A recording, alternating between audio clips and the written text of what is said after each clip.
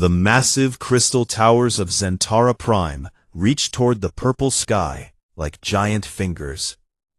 Inside the tallest tower, 47 of the galaxy's most powerful beings sat around a circular table that glowed with soft blue light. They called themselves the Galactic Council, and for 3,000 years they had controlled everything that happened among the stars. Each member looked different from the others. Some had tentacles instead of arms. Others had scales that changed color when they spoke. A few looked almost like giant insects with many eyes. But they all shared one thing. They believed they were better than everyone else in the galaxy. Today, they were talking about a problem. A small problem, they thought. A problem with only 2 legs, 2 arms, and 1 head. A human problem. Counselor Vextar stood up slowly. His purple skin was covered in small spikes that glowed when he was angry. Right now, they were glowing very bright. He was from the Hegemony, a group of worlds that had been conquering other planets for a long time. "Fellow counselors," Vextar said in his deep voice, "we have a situation that needs our attention." The other council members turned to look at him. Some had eyes, some had other ways of seeing. All of them were now focused on Vextar. "There is a human," Vextar continued, "named John Morrison." Several council members made sounds that meant they were not interested. Humans were new to space travel. They had only learned how to go faster than light 50 years ago. Before that, they were stuck on one small blue planet in a corner of the galaxy that nobody cared about.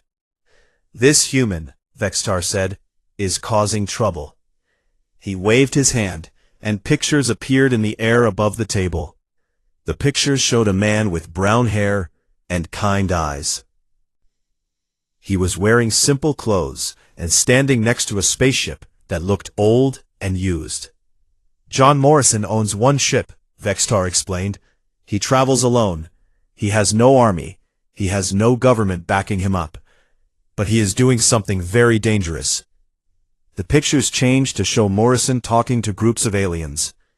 These aliens looked primitive compared to the council members. They had simple tools and lived in basic buildings. "He is teaching lesser species how to make better weapons," Vextar said. "He is showing them how to build stronger defenses. He is giving them knowledge they should not have." Counselor Thisera spoke up. She looked like a living crystal, and her voice sounded like wind chimes. "Surely 1 human cannot be a serious threat." "That is exactly why he is dangerous," Vextar replied. "These primitive species trust him because he seems harmless. But he is changing the balance of power we have worked so hard to maintain." For 3,000 years, the Galactic Council had kept things simple. Strong species ruled, weak species obeyed. Every planet knew its place. Some species were allowed to have advanced technology. Others were kept with simple tools and basic ships. This system worked well for the council members, because it kept them in charge. But Morrison was messing up their system.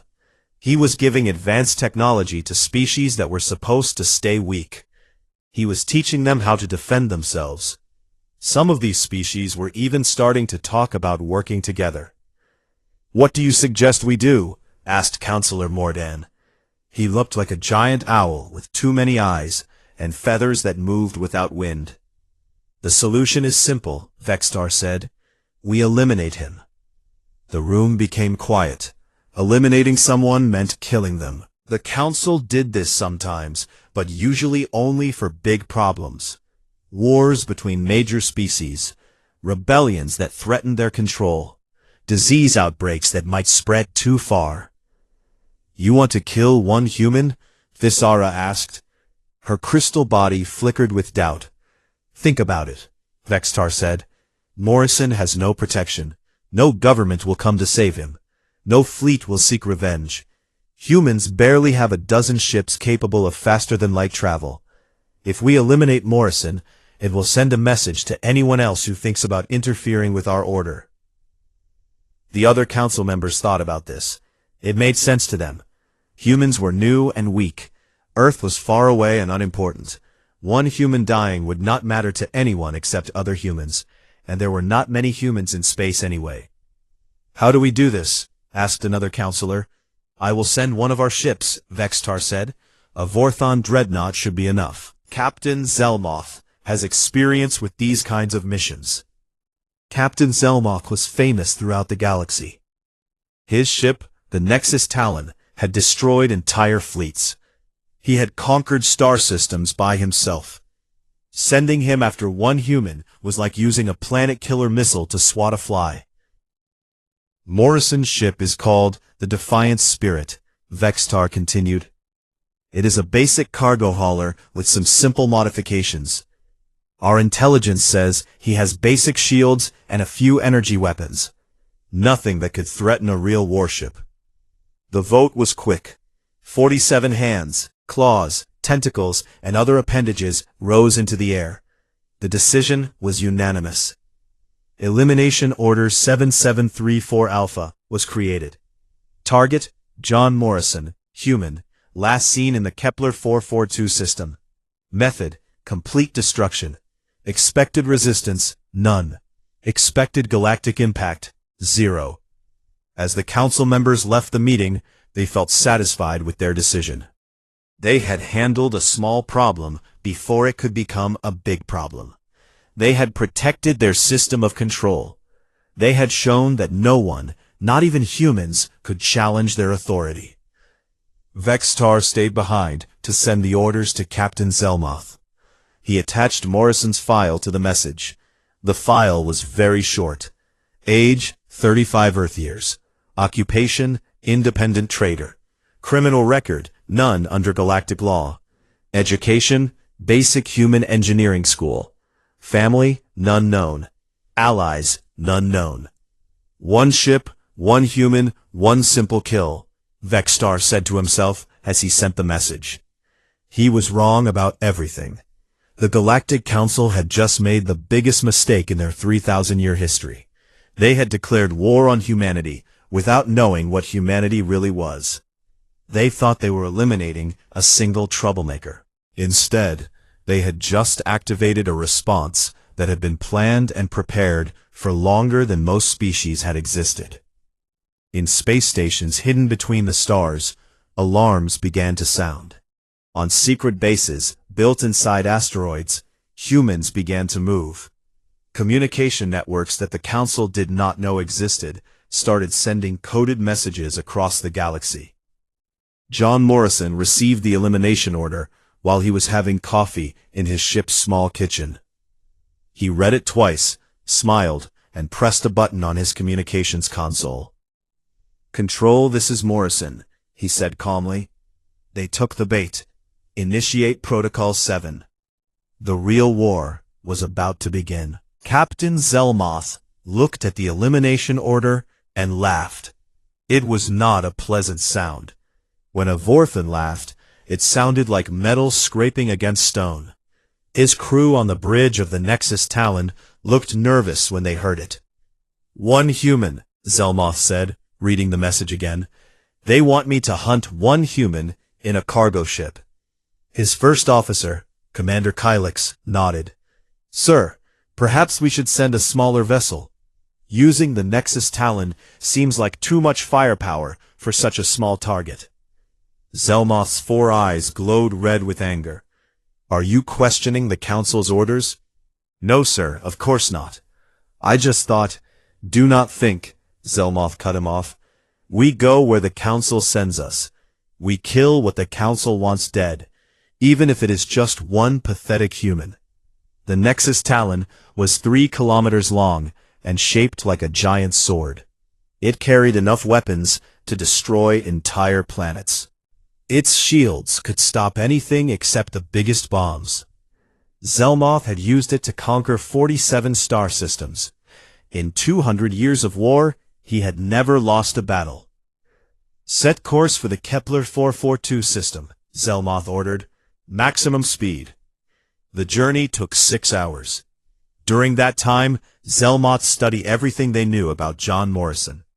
The file was disappointingly thin. The human was 35 years old, which was young for his species. He had learned basic engineering in some human school nobody had heard of. He owned one ship and worked alone. His ship is called the Defiant Spirit, Zelmoth read aloud to his officers. Length, 200 meters. Crew, 1. Weapons, basic energy cannons. Shields, standard deflector array. Threat level, minimal. The Vorthan captain felt insulted. This was not a mission worthy of his skills.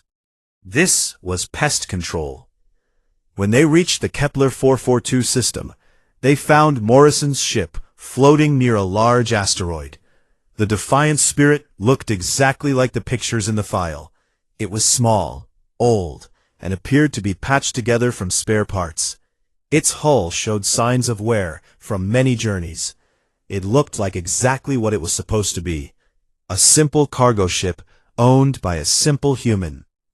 Target acquired, reported the weapons officer. Shall I prepare the main cannons? Not yet, Zelmoth said. First we give him a chance to surrender.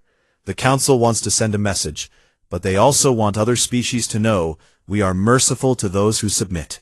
He activated the communication system. His image would now be appearing on Morrison's ship, a tall, muscular being with gray skin and sharp teeth, wearing the black uniform of the Vorthan Navy. Human ship Defiant Spirit, Zelmoth announced in his most threatening voice. I am Captain Zelmoth of the Galactic Council Navy. By order of the Council, you are sentenced to death for crimes against galactic stability. You have 60 seconds to prepare for elimination. There was a long pause. Then Morrison's voice came over the communication system. He sounded calm, almost amused. Well, hello there, Captain. That's quite a big ship you have. Are you sure you need something that large to kill little old me? Zelmoth's eyes glowed brighter. Mock me if you wish, human. You will be dead soon enough. Maybe, Morrison said. Or maybe not. You know what? I think I'd like to play a little game first. Game? Zelmoth was confused. Humans were known to say strange things when they were about to die, but this was unusual even for them. Yeah, a game, Morrison continued. You try to kill me, and I try not to die. Winner takes all. What do you say, Captain? Up for some fun? Your 60 seconds are up, human. Weapons officer, destroy that ship. The Nexus Talon's main cannons fired. Bolts of plasma energy that could melt through tank armor streaked toward the small human ship. Each shot had enough power to destroy a building. There were 12 shots fired at once. Every single shot missed. The Defiant Spirit moved like nothing Zelmoth had ever seen. It twisted and turned through space with impossible grace. The ship seemed to know where the shots were going before they were fired. It danced between the energy bolts like a leaf floating on the wind. How? Zelmoth demanded. How can a cargo ship move like that? Sir, the sensor officer called out. I'm reading some unusual energy signatures from the human vessel. What kind of signatures? I don't know, sir. I've never seen anything like them. Morrison's voice came over the communication system again. Not bad shooting, Captain. But you're going to have to do better than that. Zelmoth was angry now. All weapons, continuous fire. Don't let that ship have a moment to rest. The Nexus Talon unleashed everything it had. Plasma cannons, energy beams, particle weapons, and missile launchers all fired at once. The space around Morrison's ship filled with deadly energy and explosives. Nothing could survive in that storm of destruction. But somehow, the Defiant Spirit did survive. It flew through the attack like it was dancing, never stopping in one place long enough to be hit. Sometimes, it seemed to disappear completely, only to reappear somewhere else a second later. This is impossible, Zelmoth muttered.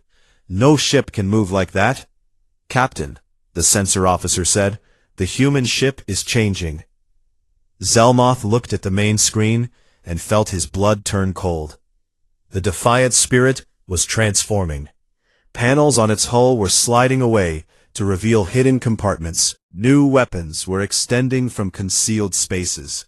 The ship's energy readings were climbing to levels that should not be possible. What in the void is that thing? Commander Kylix whispered. Morrison's ship had become something completely different. It was no longer a simple cargo hauler. It was a warship unlike anything in the Galactic Council's databases. Its hull gleamed with advanced armor. Its weapons glowed with barely contained power. And most frightening of all, it was moving toward the Nexus Talon. You want to see what a real ship can do? Morrison asked over the communication system. Let me show you what humans have been working on. The first shot from Morrison's ship hit the Nexus Talon's forward shields. The shields collapsed instantly. Zelmoth stared at his displays in shock. Those shields could stop the main guns of a battlecruiser. How had one shot from a human ship destroyed them completely? Our shields are the strongest in the galaxy. The second shot hit the Nexus Talon's hull. The entire ship shook like it had been hit by an asteroid. Damage reports started coming in from all over the vessel. Hull breach on decks 5 through 12, the damage control officer shouted. We've lost main power to the port weapons. Return fire, Zelmoth ordered. All remaining weapons.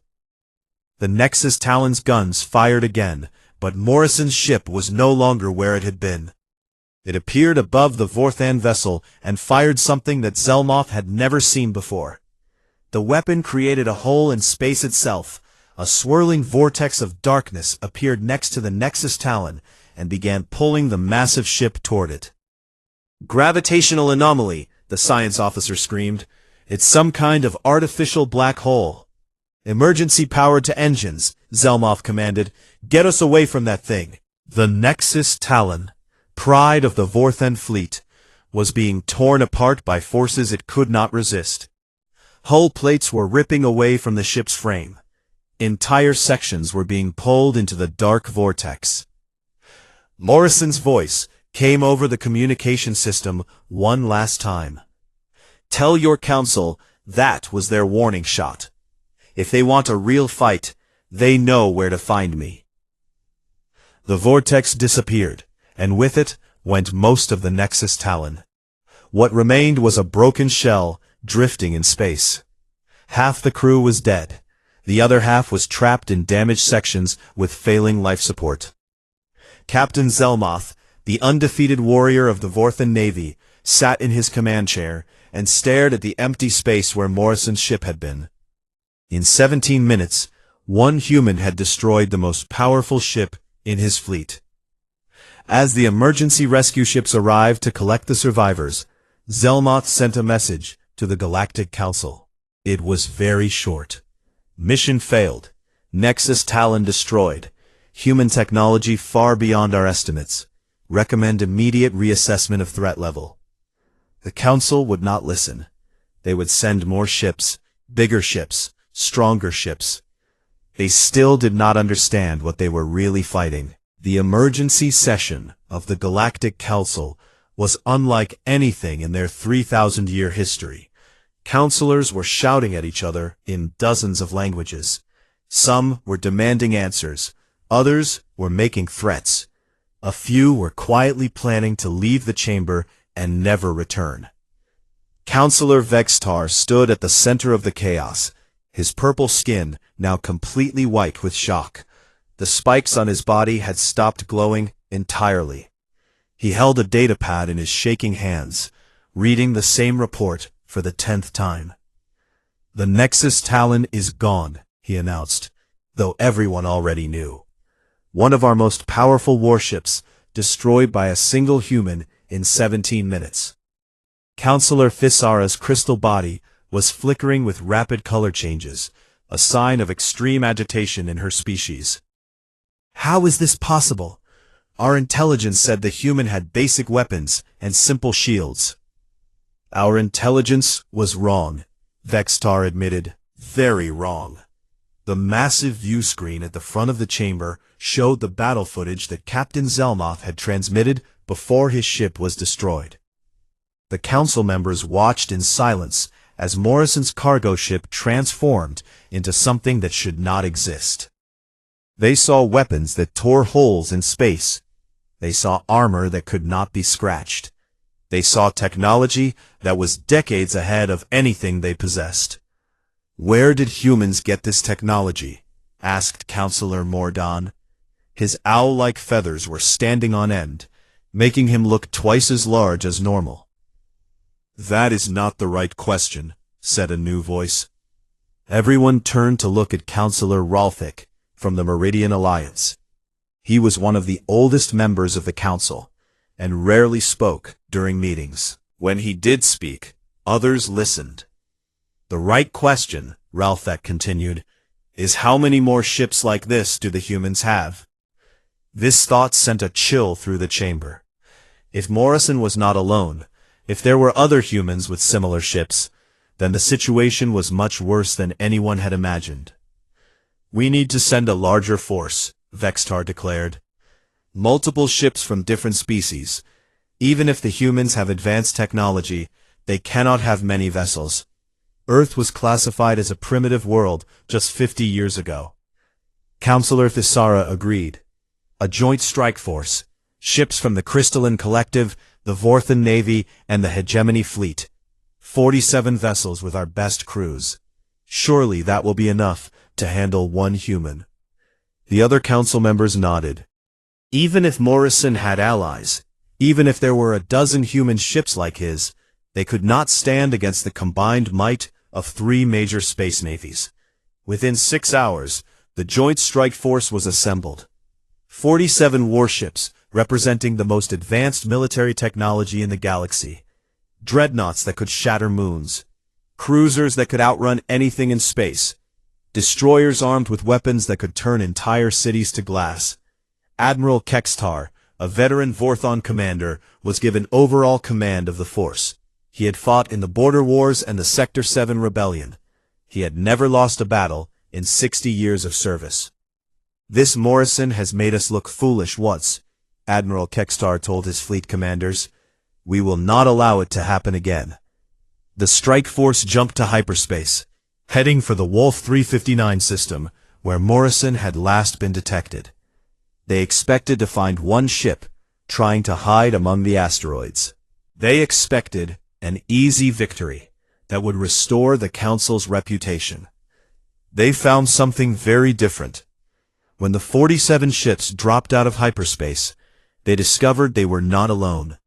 Floating in the asteroid belt were 12 vessels that bore Earth markings.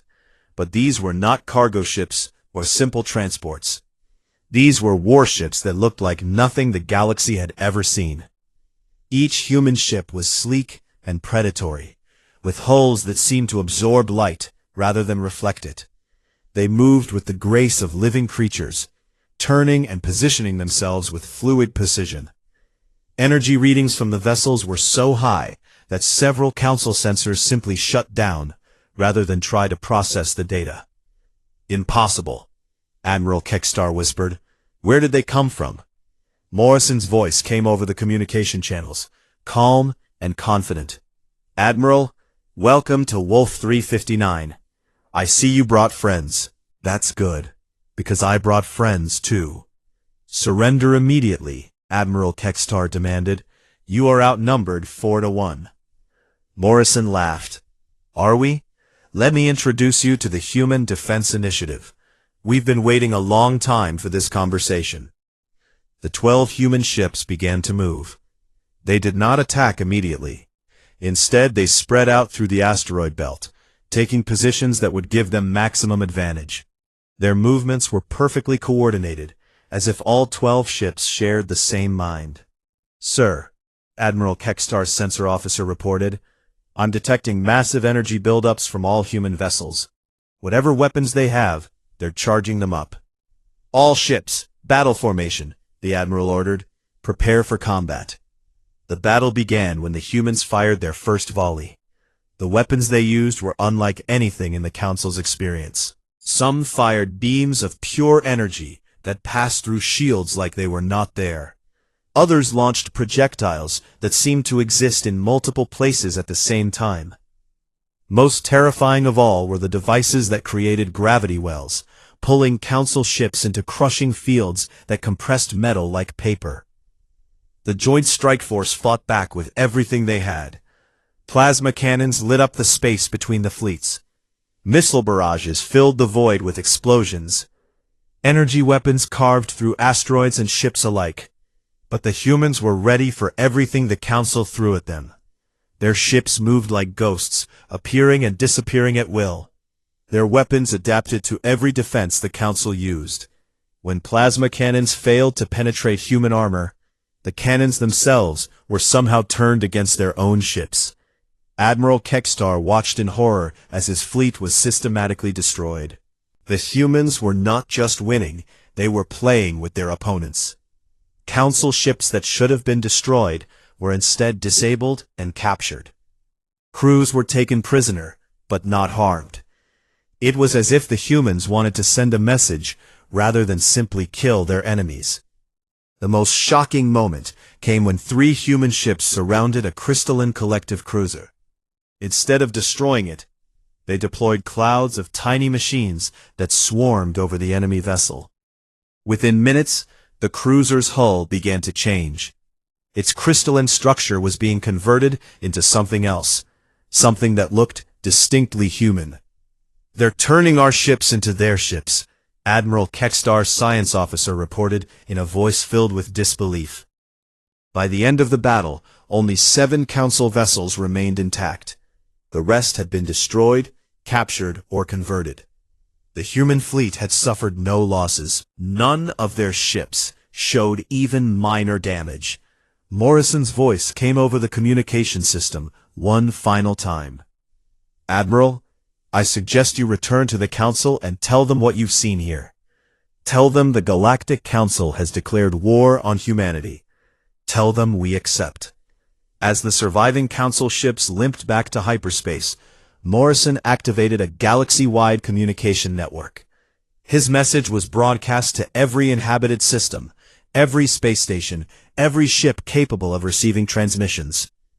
"People of the galaxy," Morrison said, his image appearing on millions of screens. "Today, the Galactic Council attempted to murder me for the crime of helping others. They failed. They will continue to fail. The age of Council tyranny is ending. The age of freedom has begun." In the Wolf 359 system, the human fleet began to move.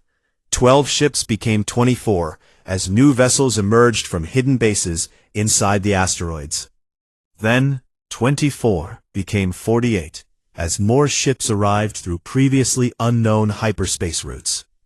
The galaxy was about to learn the truth about humanity. They were not new to space travel. They were not primitive. They were not alone. And they were very, very angry. On Zentara Prime, Counselor Vextar received Admiral Kextar's report and felt his world crumbling around him. The elimination order for one troublesome human had become a disaster that threatened everything the Council had built. "How many ships do they have?" he asked the returning admiral. "I don't know," Admiral Kextar replied, "but I don't think we've seen even a fraction of their real fleet yet."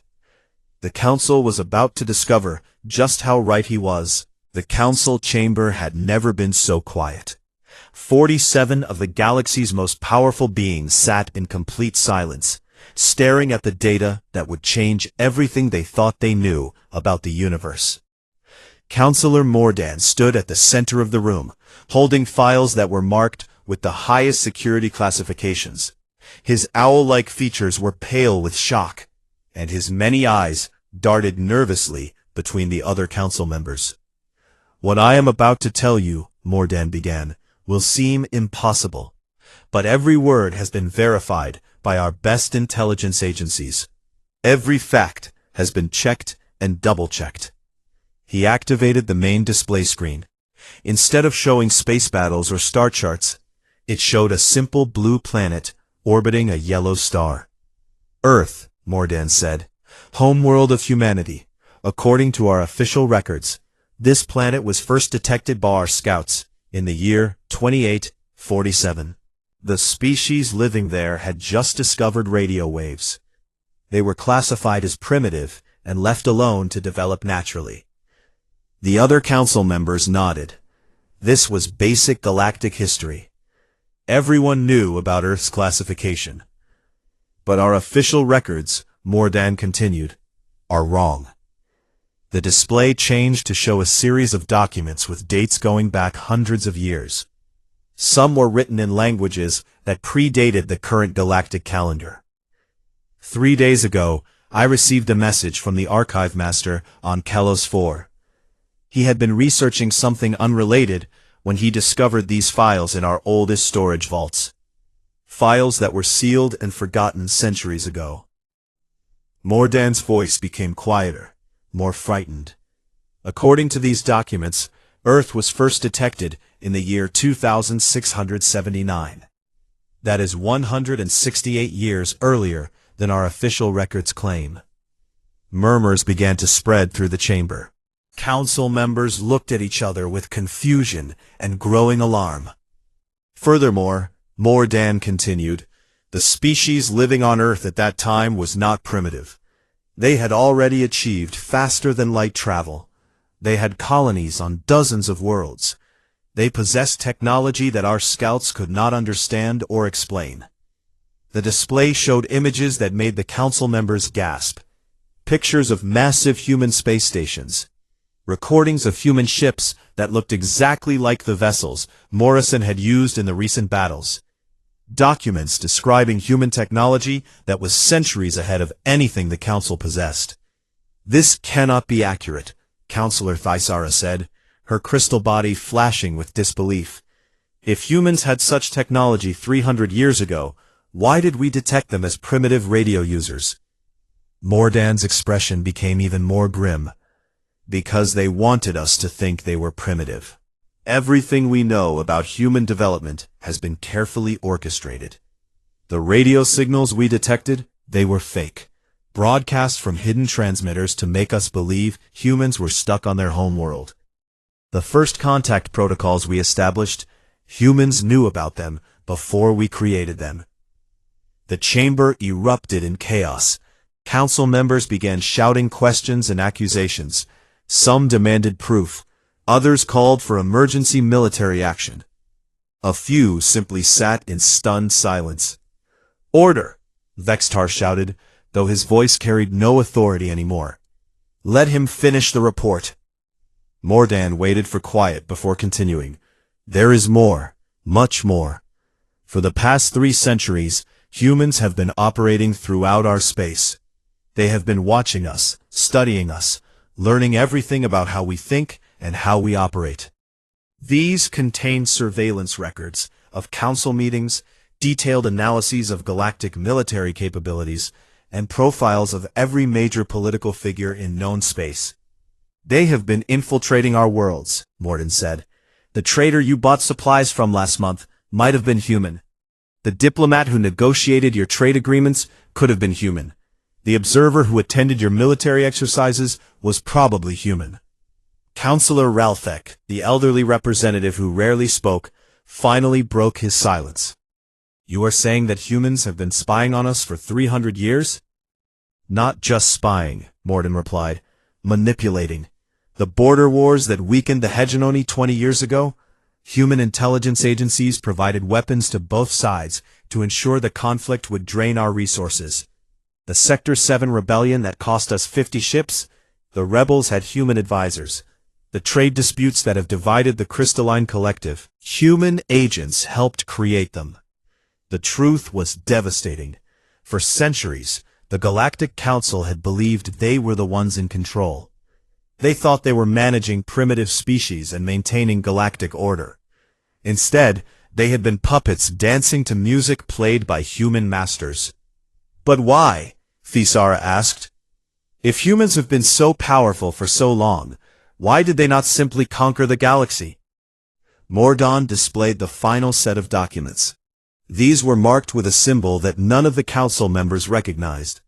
A blue circle containing white shapes that looked like continents. Because that is not how humans think, Morrison explained. According to their own records, which we have now intercepted, humans do not want to rule the galaxy through force. They want to rule it through influence. They have been slowly weakening our power, while strengthening the species we have kept suppressed. They have been preparing the galaxy for a change in leadership. The display showed a map of the galaxy with thousands of star systems marked in different colors. Red systems were under direct council control. Blue systems were human colonies or allies. Yellow systems were species that had received human aid or technology. The council members stared at the map in horror. More than half the galaxy was now colored blue or yellow. Human influence had spread everywhere while the council was not looking. John Morrison, Mordan said, is not just a traitor. He is Admiral John Morrison of the Human Deep Space Command. His cargo runs were actually intelligence missions. His humanitarian aid was actually military preparation. Every species he helped was being recruited into a human alliance. Vexstar felt his legs give out beneath him. He collapsed into his chair and stared at the evidence of humanity's deception. "We have been played," he whispered. "Worse than that," Mordan said. "We have been studied. Every weapon we possess, every strategy we use, every weakness we have. Humans know about all of it. They have been preparing for this war for longer than most of our species have existed." The display showed the final piece of evidence, intercepted human military communications from just after Morrison's first battle with the Nexus Talon. "Admiral Morrison to Fleet Command," the recorded message said. "Council forces have taken the bait exactly as predicted. They are responding with emotional anger rather than strategic thinking. Initiating Phase 7 of Operation Liberation. All deep space assets are to begin moving to predetermined positions. The endgame begins now." As the recording ended, the council chamber fell into complete silence. 47 of the most powerful beings in the galaxy sat like children who had just learned that monsters were real and living in their closets. "How many ships do they have?" Vexstar asked weakly. Mordan consulted his files one last time. "Unknown. Our best estimates suggest they have been building ships in hidden facilities throughout the galaxy for over 2 centuries. Conservative calculations indicate they possess at least 10,000 vessels of various classes. Pessimistic calculations suggest the number could be much higher. The galaxy's greatest military power had just discovered that they were facing an enemy with more ships, better technology, superior intelligence, and 300 years of careful planning. "What do we do?" Thisara asked. For the first time in council history, no one had an answer. Outside the crystal towers of Zentara Prime, human agents who had been watching the council for decades smiled and sent coded messages to their commanders. The revelation phase was complete. Soon, it would be time for the final phase of Operation Liberation. The galaxy was about to change forever. The largest military fleet in galactic history gathered at the edge of the galactic core. Over 10,000 ships from every member species of the Council floated in perfect formation, their weapons charged, and their crews ready for the final battle against humanity. Admiral Kekstar stood on the bridge of the Council flagship, looking out at the endless rows of warships that stretched beyond the horizon. Dreadnoughts that could crack planets, carriers filled with fighter craft, destroyers and cruisers and battleships representing 3,000 years of military advancement. "This has to be enough," he said to his command staff. "Even humans cannot stand against this." But deep in his heart, Admiral Kekstar knew they were probably doomed. Everything about this war had gone wrong from the very beginning.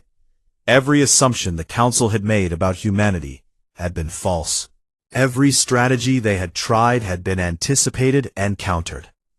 "Sir," the communications officer called out, "we're receiving a transmission." "From where?" Admiral Kekstar asked. "Unknown, sir. The signal is coming from everywhere at once." The main screen activated, showing not John Morrison's familiar face, but that of a human woman with short gray hair and calm, intelligent eyes. She wore a dark blue uniform with insignia that no one in the Council fleet recognized. Greetings, Council Forces, the woman said.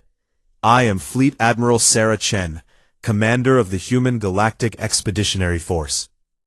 Behind Admiral Chen, through the viewports of her ship, the Council officers could see something that made their blood run cold. The space around her flagship was filled with human vessels. Not dozens, not hundreds, but thousands upon thousands of ships that seemed to stretch infinitely into the darkness. As you can see, Admiral Chen continued, we have been expecting you. Admiral Kekstar found his voice. Admiral Chen, I am Admiral Kekstar of the Council Defense Forces. You are outnumbered 10-1. Surrender now, and we will consider mercy. Admiral Chen smiled. Admiral, I think you may have miscounted. The space around the Council fleet suddenly filled with light as human ships began to decloak. They had been there all along, hidden by technology the Council could not detect. Within seconds, the tactical display showed the horrible truth. The Council fleet was not outnumbering anyone. They were surrounded by over 50,000 human vessels, of sizes and designs that defied imagination. Some of the human ships were larger than entire space stations. Others moved in swarms, like living creatures. All of them hummed with power that made the Council's most advanced vessels look like primitive toys. We have been preparing for this moment for over 3 centuries, Admiral Chen said. We know every ship in your fleet. We know every weapon you carry. We know every strategy you have ever used. This is not a battle, Admiral. This is a surrender negotiation. Admiral Kekstar looked at his tactical displays and felt his hope crumble. The human fleet was not just larger. It was positioned perfectly to cut off every escape route. Any attempt to fight would result in the complete destruction of the Council forces. What do you want? He asked quietly. Justice, Admiral Chen replied. The Galactic Council has ruled through fear and oppression for 3,000 years. You have kept entire species in technological darkness to maintain your power. You have started wars to weaken potential rivals. You have decided who lives and who dies based on your own selfish interests. The Admiral gestured to something off-screen, and new displays appeared, showing the terms of humanity's demands. The Galactic Council will be immediately dissolved, Chen announced. All Council military forces will be dismantled. A new interstellar democratic assembly will be established, with equal representation for all species, regardless of their current technological level. Admiral Kekstar read the terms with growing dismay. The humans were not just demanding surrender. They were demanding the complete transformation of galactic civilization. Furthermore, Admiral Chen continued, the Council will provide full reparations to every species that has been deliberately kept in technological suppression. Complete records of all Council operations will be made public. War crimes tribunals will be established for Council members who have ordered the deaths of innocent beings. And if we refuse? Admiral Kekstar asked, though he already knew the answer. Then we will remove you by force, Admiral Chen said simply. We have prepared for this possibility as well. Every Council world, every military base, every government facility, we know where they all are. We can liberate them all within 72 hours if necessary. To prove her point, Admiral Chen activated a galaxy-wide communication network. Displays throughout the Council fleet showed human forces positioned near every major Council world. The humans had not been bluffing when they said they had been preparing for centuries. They had planned for every possible contingency. You have 72 standard hours to make your decision. Accept our terms, or face the consequences of continued resistance. The transmission ended, leaving the Council fleet floating in space, surrounded by an enemy they could not hope to defeat.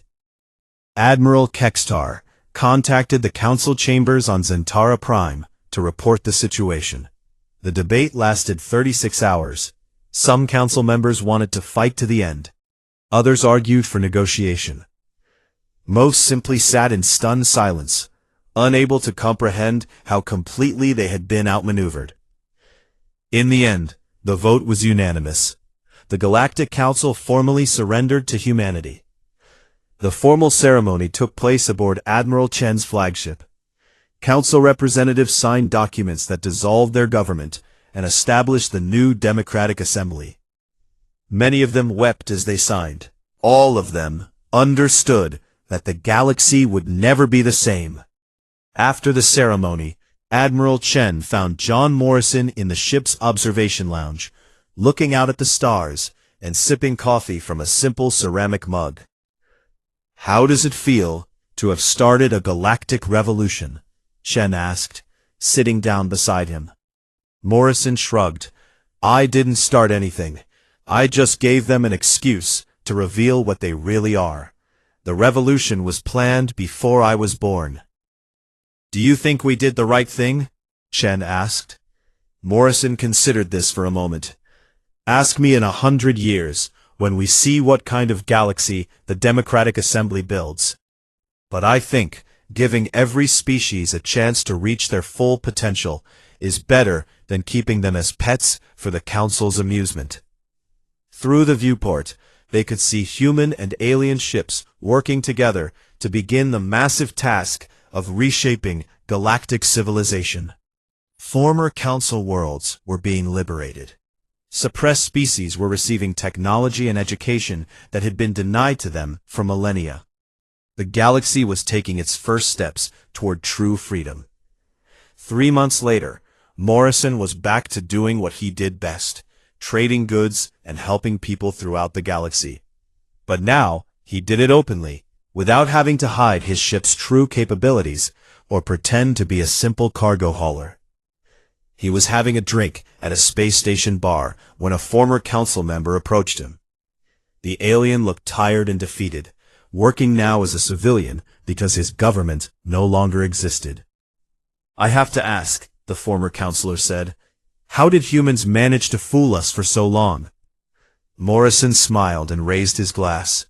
"Easy. You made the same mistake everyone makes when they have power. You stopped paying attention to the people who didn't have power. You thought being in charge made you right." He took a sip of his drink. "Humans have always been good at being underestimated.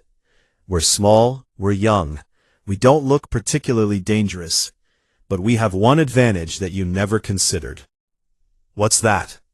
Morrison's smile widened. "We never give up. Ever.